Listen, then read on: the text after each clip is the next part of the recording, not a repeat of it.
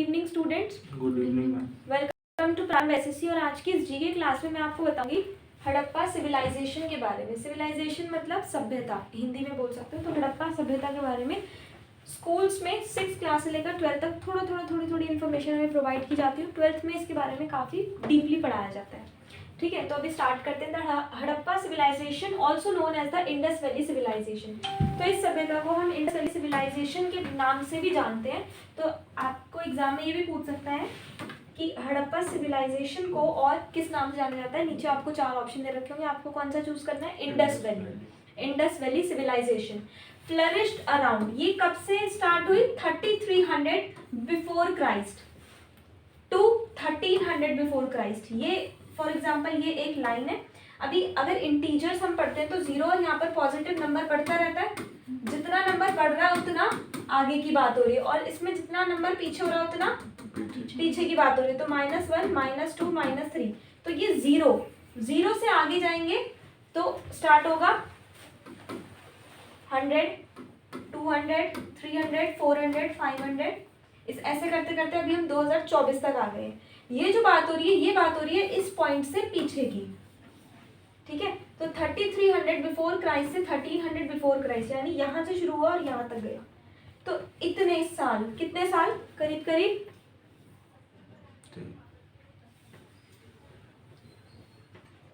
इतनी छोटी सी माइनस नहीं हो रही। 1300 माइनस 33 20 यानी 2000, करीब करीब 2000 साल तक ये वाला जो सिविलाइजेशन थी ये रही।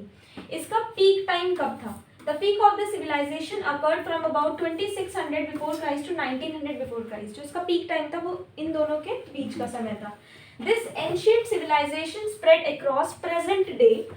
ये अगर मैं आज के हिसाब से बात करूं तो ये वाली जो सिविलाइजेशन थी ये कहाँ तक फैली हुई थी? Pakistan and parts of western India. Pakistan पहले अलग नहीं था, एक ही था।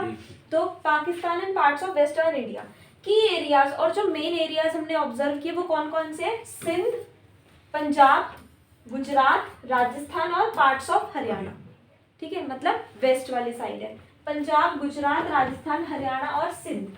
तो ये आपको ये भी याद होना चाहिए, इनके जो स्टेट्स हैं उनके नेम्स भी याद होने चाहिए। ठीक है, नेक्स्ट है की फीचर्स। अब इसके की फीचर्स को देखते हैं। अर्बनाइजेशन और टेक्नोलॉजी यहाँ से स्टार्ट हुई। एडवांस्ड टाउन प्लानिंग किस तरह से होती थी, देखो। It was the most advanced contemporary civilisation in terms of urbanisation. हम इसको अर्बनाइजेशन के नाम से भी, रूरल और अर्बन पता है। अर्बनाइजेशन को हिंदी में आप बोल सकते हो शहरीकरण।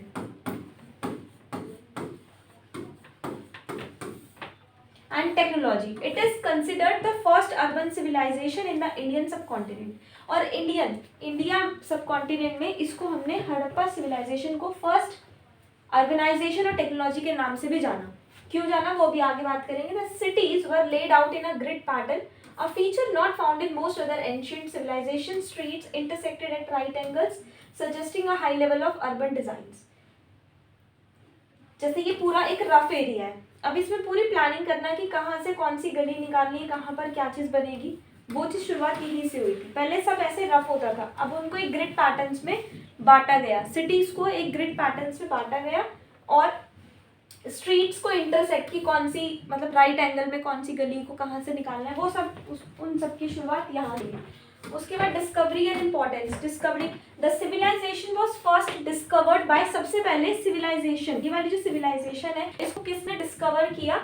सर जॉन मार्शल 1921 में, इन हड़प्पा। कहाँ पर? हड़प्पा में। और हड़प्पा कहाँ पर है?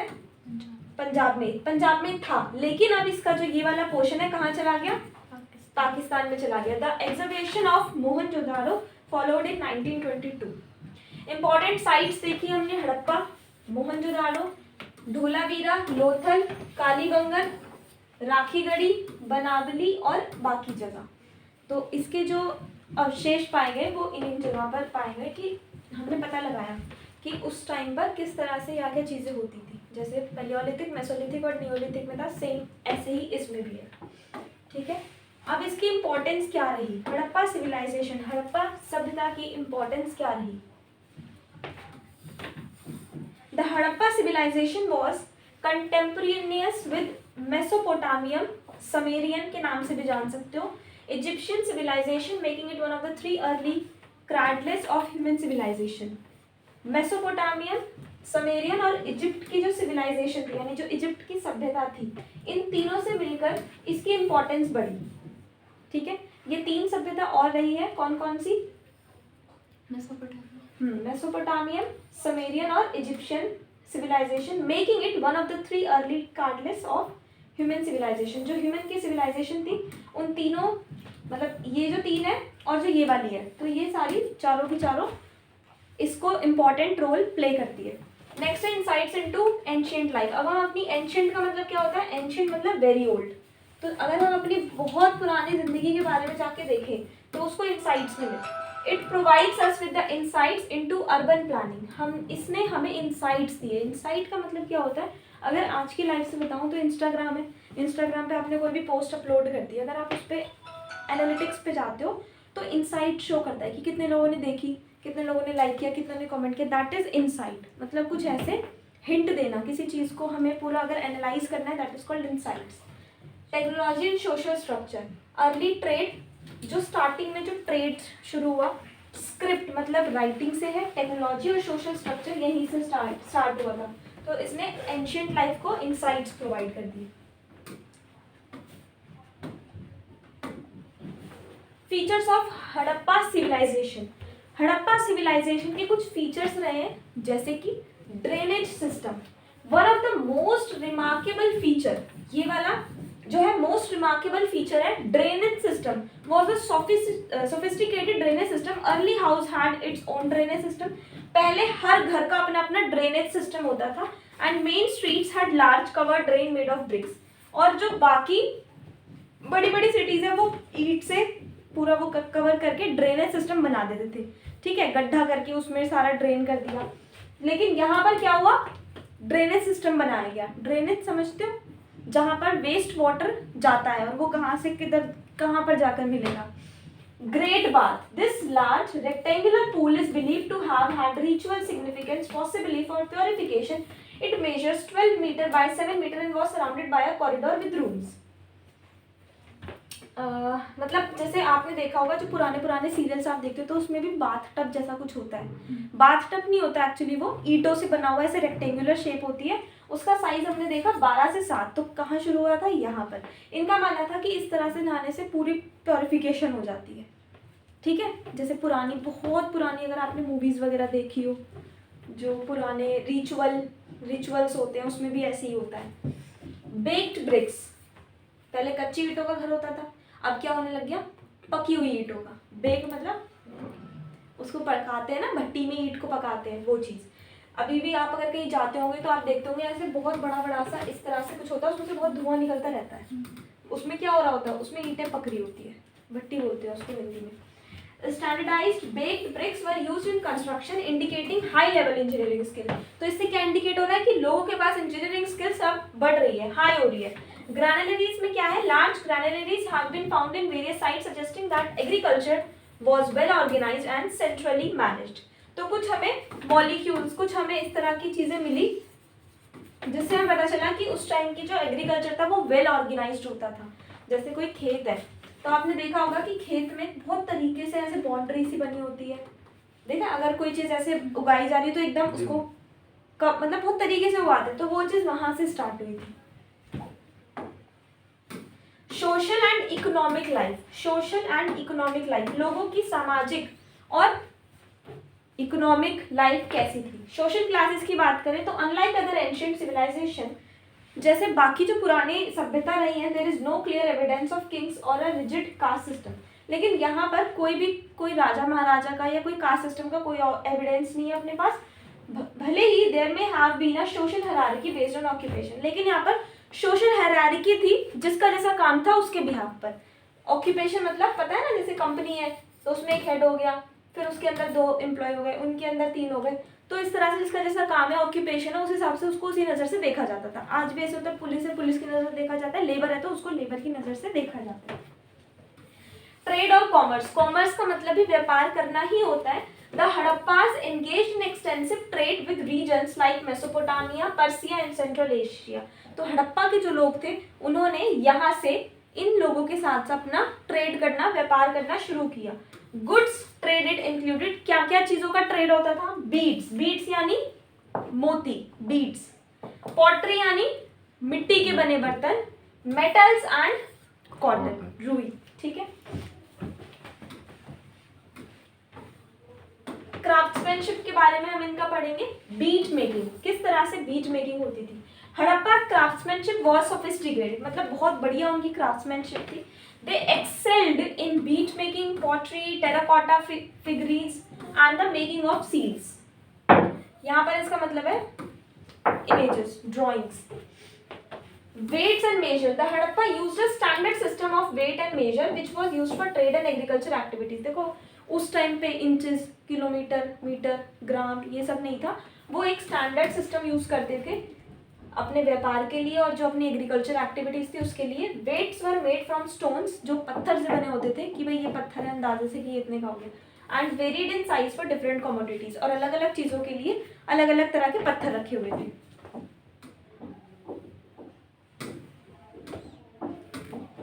Agriculture, economy of the Harappa civilisation. अभी हमने देख लिया, क्या देखा अभी? क्राफ्ट्समैनशिप देखी, अब देख रहे हैं इकोनॉमी। तो इकोनॉमी चार तरह में बट गई। एग्रीकल्चर की अपनी अलग इकोनॉमी, इरिगेशन, ट्रेड और Lothal. Agriculture, the primary crops grown were wheat, जो सबसे पहले चीजें उगाई गई, मैंने आपको पहले ही बताया था, वो क्या थी? अनाज, गेहूं, बार्ले, पीस, सीसमे एंड कॉटन। ये मतलब, इसका मतलब है तिल। बार्ले मतलब दाल नहीं, बाजरा, बाजरा होता है। हाँ, बार्ले, बार्ले आई गेस बाजरा, बाजरा या जौ में से होता है। Cultivation of cotton suggest that they were among the first to cultivate it. और जब कॉटन का कल्टीवेशन किया तो ये लोग पहले थे जिन्होंने कॉटन उगाई और उगा के उसका ट्रेड करना शुरू कर दिया। Irrigation, the Harappas had an advanced understanding of irrigation. Irrigation क्या होता है? इरिगेशन खेतों में पानी देना, इरिगेशन। तो ये लोग, हाँ, सिंचाई करना, सिंचाई करना। तो ये लोग ऐसे पहले थे, इनके पास एडवांस्ड अंडरस्टैंडिंग थी कि किस तरह से इरिगेशन करना है अपने खेतों में। सम साइट्स जैसे Dholavira show evidence of water conservation techniques, और इन जगह पर हमें कुछ ऐसी टेक्निक्स देखने को मिली जहाँ पर इरिगेशन के साथ साथ पानी को किस तरह से कंजर्वेट, मतलब बचाना है, वो टेक्निक्स भी वहाँ देखी। लार्ज रिजर्वियर्स बना दिए स्टोरिंग वाटर, पानी जमा इकट्ठा करने के लिए बड़े बड़े एरियाज खाली छोड़ दिए। Trade, the Harappas had well established trade routes, route बनाए ट्रेड करने के लिए, both within the subcontinent and with the distant region such as Mesopotamia, modern day Iraq. अभी मेसोपोटामिया को हम इराक के नाम से जानते हैं। They traded beads, textile, pottery, semi precious stones, semi precious stones. एक अगर यहाँ पर हम सिर्फ स्टोन्स लिख देते तो कोई भी स्टोन होता। सेमी प्रीशियस मतलब बहुत ज्यादा महंगे भी नहीं और बहुत ज्यादा सस्ते भी नहीं। सेमी का मतलब होता है आधा। प्रेशियस स्टोन्स एंड मेटल जैसे कॉपर, ब्रॉन्ज और गोल्ड, ये इसका ट्रेड करने लग गए। लोथल में क्या है? This site near the Gulf of Khambhat in Gujarat was a major dockyard for maritime trade, indicating the Harappa were skilled in sea navigation. तो यहाँ पर मैरीटाइम, यहाँ पर मैरीटाइम का मतलब है जो सी, समुद्र से रिलेटेड चीजें होती है उसका ट्रेड करना। ठीक है। नेक्स्ट, इनका राइटिंग सिस्टम कैसा था? द इंडस स्क्रिप्ट यूज करते थे और एक था seal. The Harappa used a script known as the Indus script which remains undeciphered और to this day it appeared on seal, pottery and tablets. Most inscriptions are short, typically only a few symbol long. यहाँ पर script का मतलब है symbols, कुछ symbols बस ये use करते थे जो उनको ही समझ में आता था। जैसे स्टार्टिंग से ही तो हिंदी लैंग्वेज नहीं आ गई, किसी ना किसी ने इसकी खोज करी है, तो स्टार्टिंग में सिंबल्स हुआ करते थे। तो वो सिंबल्स हमें देखने को मिले कहाँ पर? पॉटरी में, जो भी चीज़ें उन्होंने बनाई, बीड्स वगैरह, सील्स वगैरह, वो सब। The seals often made from steatite soapstone depict animals such as unicorns, elephants, tigers, buffaloes। और ये चीज़ें कहाँ से बनती थी? जानवरों से। जैसे हाथी बोल रही हूँ, किसी जानवर जैसे वो है हिरण, उसके सींग से बना ली, कोई जानवर मर गया उसके सींग से लिखने के लिए बना ली वो चीज़। नेक्स्ट है रिलीजियस बिलीफ। इनका रिलीजियस बिलीफ क्या था, मतलब ये कौन से धर्म को मानते थे? पॉलीथिज्म, animism. The Harappa practiced polytheism, worshipping a variety of deities. Evidence suggests that they revered fertility goddess, as numerous figurines of a mother goddess have been found. जो पहले वाले भगवान थे ये, इनका जो धर्म था उसका नाम था पॉलीथिज्म और एक था एनिमिज्म। तो वही है ना, जैसे आज भी कुछ लोग किसी धर्म को मानते हैं और कुछ लोग किसी धर्म को, तो सेम एज ये भी है। The Harappa likely believed in animism. Animism में लाइकली कभी कभी मतलब कम, इसका जो रेशियो है वो कम है, 7:3 आप बोल सकते हो, मोस्टली इसमें रहता है, बाकी थोड़ा बहुत इस धर्म को मानते थे। Of the worship of natural forces, जो नेचुरल फोर्सेज, ये लोग कैसे थे, जो नेचुरल चीज़ों की पूजा करते थे। जैसे मैंने आपको जब बताया था हिस्ट्री में हिस्टोरिकल मॉन्यूमेंट्स, तो जो असम और जो इधर वाले लोग होते हैं, असम, मणिपुर, मेघालय, नागालैंड, तो यहाँ के लोग प्रकृति की पूजा करते हैं, पेड़ों की, पहाड़ों की, क्योंकि उनका मानना है कि हमारी ज़िंदगी उन्हीं से चल रही है और वो हकीकत भी है। तो सेम एज ये चीज़ भी हड़प्पा के लोगों ने भी समझी। नेक्स्ट है rituals and symbols, the great bath and fire altars. Some Harappa site show evidence of the fire altar suggesting the use in religious ceremonies.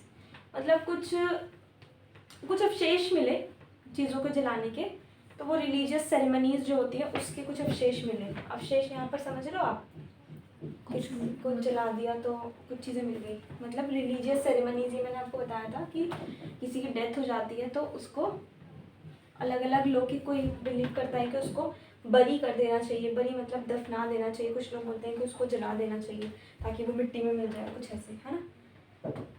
Decline of the Harappa civilisation, climate change, river shifts. Climate change, evidence suggest that the Harappa region experienced climate change. Harappa के लोगों ने climate change को experience किया, that led to reduce rainfall and possibly the drying up of the Saraswati river which was crucial for agriculture. उस time पर क्या हुआ, एक नदी है सरस्वती, सरस्वती रिवर क्या हो गई, पूरी की पूरी सूख गई, जिससे उनको एग्रीकल्चर में बहुत दिक्कत हुई और रेनफॉल भी कम हो गया। नदी नहीं है तो वाटर वेपर कहाँ से होगा, ठीक है। River shift, the shifting of rivers, specially the drying up of the Ghaggar Hakra river and may have forced Harappa to abandon of their city. मतलब इस टाइम के लोगों ने क्या देखा, क्लाइमेट चेंज हो रहा है, नदियाँ सूखती जा रही हैं।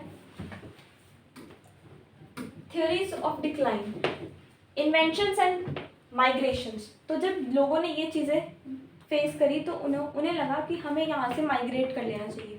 माइग्रेट का मतलब क्या होता है, दूसरी जगह चले जाना, पलायन हम उसको हिंदी में बोलते हैं। While there are theories suggesting that Aryan inventions of migration contributed to the collapse, no concrete evidence has been found to support this. Over exploitation of resources, क्योंकि जब जैसे नदी है खत्म हो गई, मतलब पूरी ड्राई हो गई, तो रिसोर्सेज का ओवर एक्सप्लॉयटेशन करना शुरू हो गया। Over use of natural resources जैसे कि wood, water may have contributed to environmental degradation. Over use, जब नेचुरल रिसोर्सेज का ओवर यूज हो रहा है तो उससे एनवायरमेंटल डिग्रेडेशन होगा ही होगा। एक है कि economic decline, decline in trade, trade में भी थोड़ी फिर जैसे जितने स्टार्ट हुआ था ना उसी से फिर कमी भी आने लगी। डिक्लाइन इन ट्रेड और destruction of agriculture practice might have contributed to the civilisations collapse leading, तो इसी तरह हड़प्पा की सभ्यता जो है वो खत्म हुई, फिर leading to the abandonment of urban centres, legacy and contributions. Urban planning, Harappa and Mohenjo-daro were the first to design cities with sanitation, drainage and city planning that influenced future civilization. तो ये लोग ऐसे थे जिन्होंने सबसे पहले अपना drainage system बनाया और सैनिटेशन प्रॉपर बनाया and city planning that influenced future civilisation, और पूरी सिटी की प्लानिंग करी कि फ्यूचर का जो फ्यूचर की सभ्यता होगी वो इस तरह जैसे हम लोग बना रहे हैं उसी पे विश्वास करेगी और वैसे ही चलेगी। क्राफ्ट्समैनशिप एंड आर्ट इन्होंने हमें दिया, ठीक है, क्या दिया, अर्बन प्लानिंग कर दी कि शहरीकरण इस तरह से होगा, क्राफ्ट्समैनशिप और आर्ट का भी इन्होंने शुरुआत करी, एग्रीकल्चर प्रैक्टिसेस और खेती बाड़ी करनी शुरू कर दी। तो the use of irrigation, crops rotation and water storage techniques were significant innovations that impacted future agriculture development in south Asia. तो ये जो चीज़ें इन्होंने करी उससे फ्यूचर अभी जो हो रहा है, क्या हो रहा है, डेवलपमेंट जो हो रही है वो हो रही है, ठीक है। Craftsmanship, Harappa, bead making, pottery, metallurgy were highly advanced. They contributed to the spread of these techniques throughout the region. Next देखेंगे, अभी हमने इस क्लास में क्या पढ़ लिया, एडवांस सिविलाइजेशन जो है वो एडवांस हो गई, अर्बन प्लानिंग हो गई, स्टैंडर्डाइज सिस्टम हो गया पूरा, वेट एंड मेजर किस तरह से करना है, remarkable drainage. Decline remains a mystery, environmental changes, economic factor, rich cultural legacy, ये सब हमने पढ़ा।